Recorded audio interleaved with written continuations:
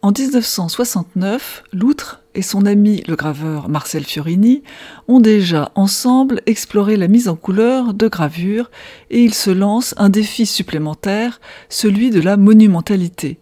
Et tant qu'à faire du grand, ce sera 2 mètres par 3. Un défi technique car rien n'existe dans ces dimensions. Il n'existe pas de plaque de bois d'un seul tenant pour former la matrice de la gravure, ils vont donc réunir des morceaux qu'ils vont juxtaposer. Ils remplaceront les feuilles de papier par du tissu de feutre sur lequel sera collé du papier à cigarette en rouleau. Et comme il n'existe pas de presse à la taille requise, Loutre l'a construit. Après de longs tâtonnements et de nombreux échecs, les premières gravures voient le jour. L'enseigne de l'amour fait partie de cette série. La gravure de format paysage représente une femme, une nana, dont le corps allongé prend place dans un médaillon ovale de couleur ocre.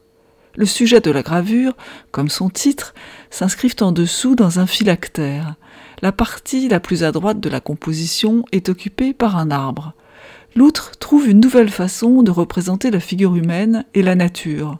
Le corps de la nana et l'arbre, des formes habituellement courbes et souples, sont ici stylisées et traduites par des angles. La palette des couleurs est réduite au rouge, la laque de Garance, à l'ocre jaune et au noir, qui est utilisé pur sur la nana, les cheveux, ses bras, ses cuisses, et dilué dans le fond pour former le gris. Seules 2 taches bleues situées sur la nana font vibrer la composition et centrent l'œil sur la figure principale. Cette gravure est emblématique des œuvres réalisées par Loutre à cette époque. Il est à la recherche d'une nouvelle inspiration qu'il va puiser du côté de l'art populaire.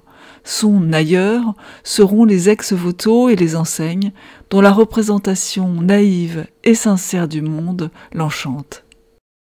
4 de ces gravures seront exposées à la Galerie Jeanne Bucher à Paris en 1970, en compagnie de 4 autres imprimées par Marcel Fiorini.